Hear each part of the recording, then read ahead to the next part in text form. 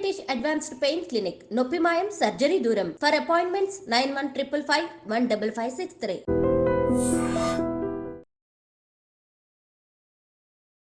సంక్రాంతి సినిమాలు వచ్చేసాయి, మరి థియేటర్లో కూడా అందరూ ఎంజాయ్ చేస్తున్నారు. కాకపోతే రిలీజ్ అయిన ఈ 3 సినిమాలలో అసలు ప్రేక్షకులు అసలు ఫస్ట్ విన్నర్గా ఎవరిని అనౌన్స్ చేశారనుకోవచ్చు.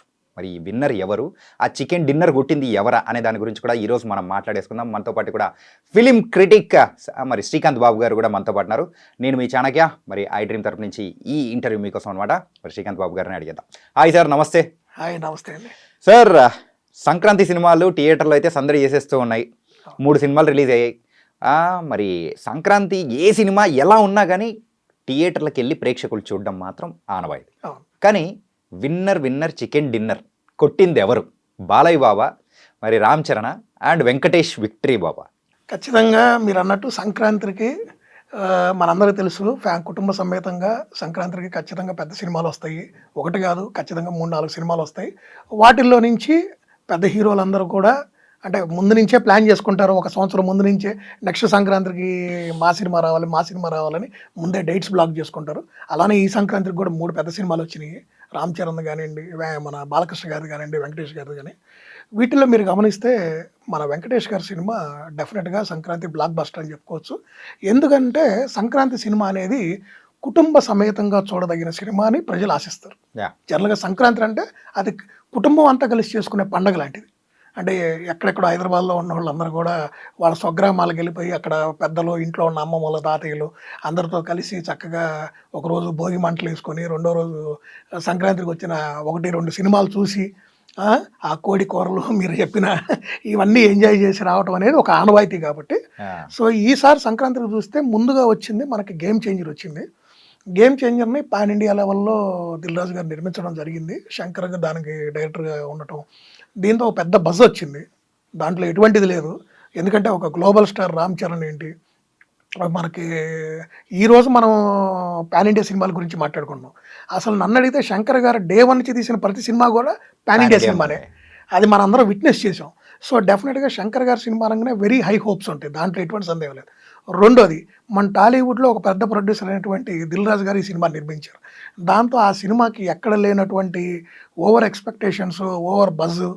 ఎందుకంటే ఆల్మోస్ట్ 3.5-4 ఏళ్ళ నుంచి ఆ సినిమా నిర్మితం అవుతూ వస్తుంది. సో రకరకాల రీజన్స్ వల్ల లేట్ అవటం కానివ్వండి, ఇలాంటి జరుగుతుంది. సో డెఫినెట్గా అది పెద్ద హిట్ అయితే అవ్వాలి కూడా అనే ఒక ఇదిలో ఏంటంటే అందరూ దాన్ని బాగా ప్రమోట్ చేయడం కానీ, ప్లాన్ చేయడం కానీ, ఈవెన్ ప్రీ రిలీజ్ ఫంక్షన్కి అటు పవన్ కళ్యాణ్ గారిని రావడం కానీ ఇవన్నీ జరిగినాయి. బట్ అనుకోని విధంగా సంక్రాంతి బరిలో ఆశించిన ఫలితం అయితే ఆ సినిమా సాధించలేదు, వేరియస్ ఫ్యాక్టర్స్ వల్ల. అంటే ఆ డిలే అవటం వల్ల ఏంటంటే ఆ సినిమాలో శంకర్ గారు మనకి ఒక దోప్ సాంగ్ అని ఒకటి ఉంటుంది. ఆ ఒక్క సాంగ్లో తప్పితే నాకంటే పర్సనల్గా నాకైతే శంకర్ గారు ఎక్కడ డైరెక్షన్ కనిపించలేదండి, టు బీ ఫ్రాంక్. మిగతా నెక్స్ట్ బాలకృష్ణ గారి సినిమాకి వస్తే డెఫినెట్గా బాలకృష్ణ గారి అభిమానులు ఆయన నుంచి ఏమైతే ఆశిస్తున్నారో ఆ పర్టికులర్ యాక్షన్ ఎపిసోడ్స్ కానివ్వండి, ఆ మాస్ డైలాగ్స్ కానివ్వండి, డెఫినెట్గా అవి బాగా పండినాయి. అంటే సంక్రాంతికి మా బాలయ్య వస్తాడు, మాకు కావలసిన వినోదాన్ని పంచుతాడు అనే ఏదైతే ఒక ఆనవాయితీ ఉందో దాన్ని మళ్ళీ బాలకృష్ణ గారు ఈ సినిమాతో ఇంకోసారి నిరూపించుకున్నారు. సంక్రాంతి బాలయ్య అనిపించుకున్నాడు, దాంట్లో ఎటువంటి సందేహం లేదు. కాకపోతే అక్కడ ఒక చిన్న ప్రాబ్లం ఏంటంటే టైటిల్ పరంగా డాకు మహారాజ్ అనే టైటిల్ వల్ల ఏంటంటే ఇది ఫ్యాన్స్ సినిమా, ఇది బాలయ్య అభిమానులు సినిమా అనే ఒక ముద్ర పడిపోయింది. టైటిల్ కనుక కొంచెం డిఫరెంట్గా ఉన్నట్టయితే డెఫినెట్గా ఫ్యామిలీ ఆడియన్స్ కూడా ఆ సినిమా కనెక్ట్ అయ్యేవాళ్ళు. ఎందుకంటే ఆ సినిమాలో ఫ్యామిలీ కనెక్ట్ అయ్యే విధంగా కొన్ని ఎపిసోడ్స్ ఉన్నాయి. ఆ ఫ్యామిలీ బ్యాక్డ్రాప్ ఉంది, ఒక పాప ఎపిసోడ్ ఉంది, ఇట్లా కొన్ని ఉన్నాయి. మన సినిమా రివీల్ చేయకూడదు కాబట్టి ఇట్లాంటి కొన్ని సెంటిమెంట్స్, కొన్ని కనెక్షన్స్ ఉన్నాయి. కాబట్టి డెఫినెట్గా కొంచెం బెటర్ టైటిల్ అయితే ఇంకా బెటర్ రిజల్ట్ ఉండేది అనేది నా పర్సనల్ అభిప్రాయం. ఇక వేరేస్ మన వెంకటేష్ గారి సినిమాకి వస్తే వెంకటేష్ గారి నుంచి సహజంగా ప్రజలు ఏం ఆశిస్తారు, ప్రజలు వెంకటేష్ గారి నుంచి ఏం ఆశిస్తారు, అది మహిళా అభిమానుల లేదు పురుష అభిమానుల అనేది పక్కన పెడితే ఏమి ఆశిస్తారు అనే ఆ క్వశ్చన్ మార్క్ ఈ సినిమాతో నిరూపితమైంది. F2 తర్వాత F2 ఆ స్థాయి సినిమా కాకపోయినా కూడా వెంకటేష్ గారు కుటుంబ సమేతంగా చూడదగినటువంటి ఒక మంచి కామెడీ ఎంటర్టైనర్ సినిమాని చేశారు. ఫ్యామిలీ ఎంటర్టైనర్, దాంట్లో ఎటువంటి సందేహం లేదు. చక్కగా సినిమాకి వెళ్ళి కుటుంబ సమేతంగా చూడదగిన సినిమా, ఎక్కడ అశ్లీలత లేదు, మెయిన్ డ్రామా చక్కగా ఉంది, ఆ ఫ్యామిలీ మధ్య జరిగినటువంటి ఆ కామెడీ కానివ్వండి, ఇవన్నీ కూడా చక్కగా వర్కౌట్ అయినాయి.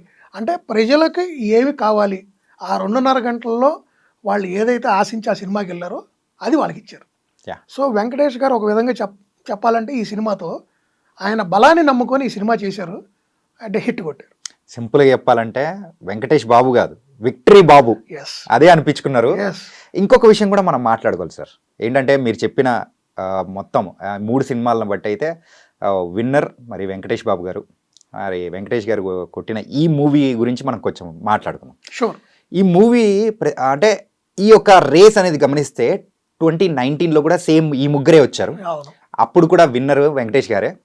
ఈసారి మాత్రం కొంచెం డౌట్ అనేది కూడా ఉంది, అవును డాకు మహారాజా లేకపోతే మన సంక్రాంతికి వస్తున్నామని అనేది ఉంది. అవును. మరి ఈ రెండిట్లో మీరు ఏదైనా ఓటేస్తారంటారు? డెఫినెట్గా డాకు మహారాజ్ సినిమా కూడా బాగుంది, కానీ వెంకటేష్ గారు బ్లాక్ బాస్టర్ కొట్టారు, బాలయ్య గారు హిట్ కొట్టారు.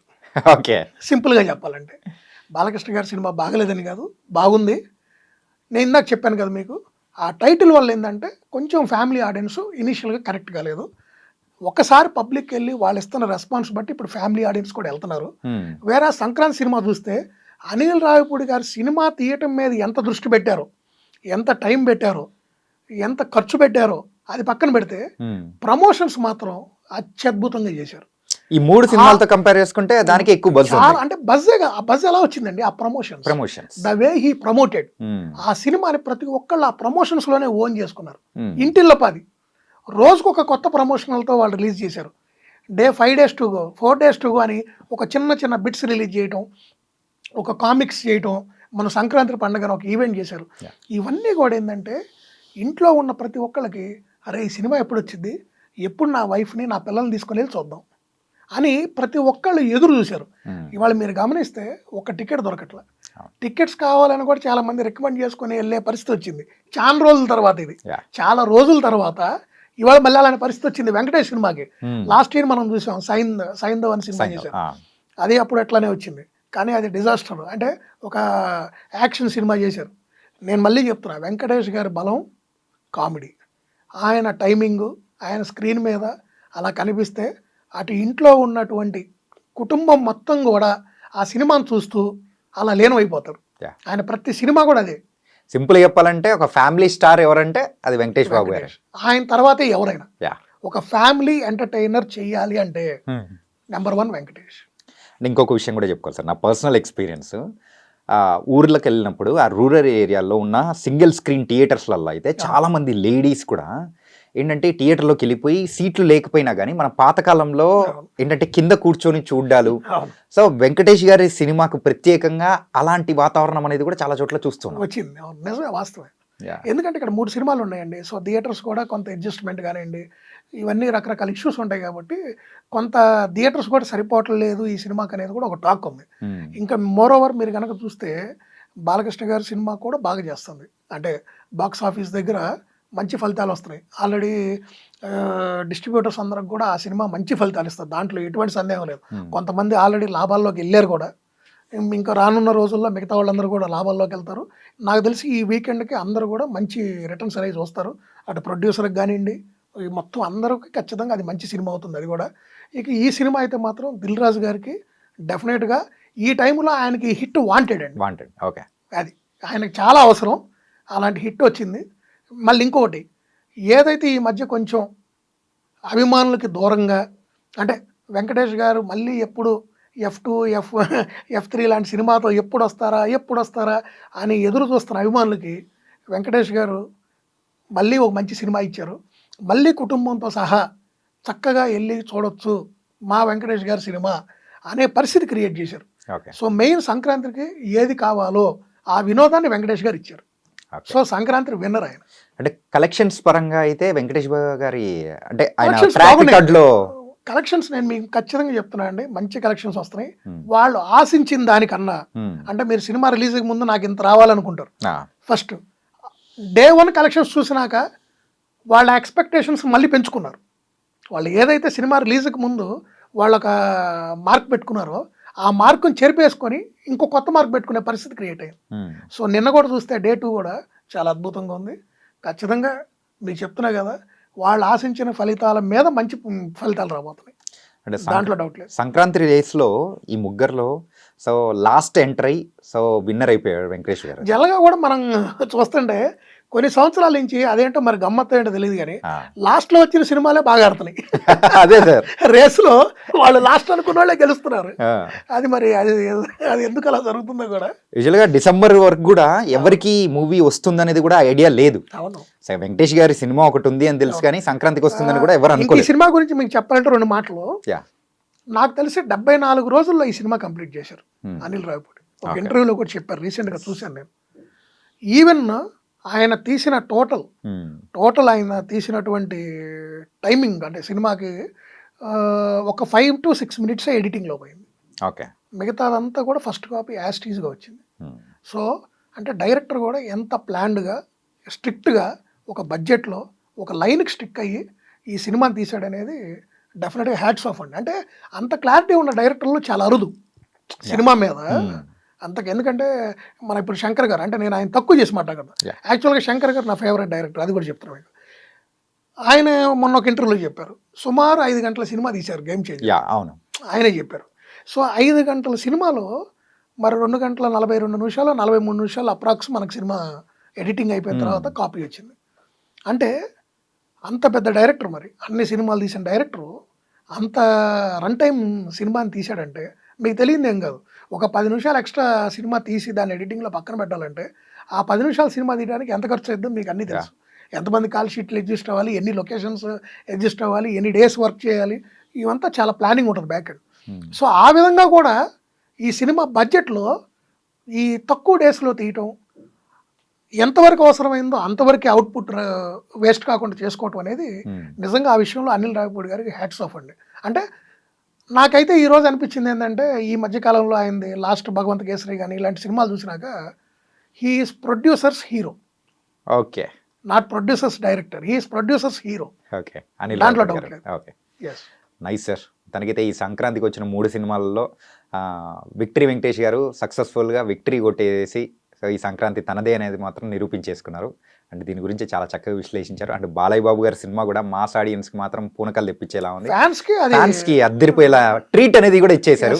ఫ్యాన్స్ బాలయ్య నుంచి ఏం ఆశిస్తున్నారు, ప్రతి బాలకృష్ణ అభిమాని మా బాలయ్య ఈ సంక్రాంతికి మాకు పండగని మా గుండెల నిండా నింపాడు అనే అటువంటి బ్లాక్ బస్టర్ ఇచ్చాడు, దాంట్లో ఎటువంటి సందేహం లేదు. అండ్ కలెక్షన్స్ విషయానికి వస్తే సార్, డాకు మహారాజ్ అయితే ఫస్ట్ 3 డేస్కి అయితే 95 crores, అంటే ఈ పాటికల్లా 100 crores క్లబ్లో కూడా బాలయ్య బాబు గారు వెళ్ళిపోయారు.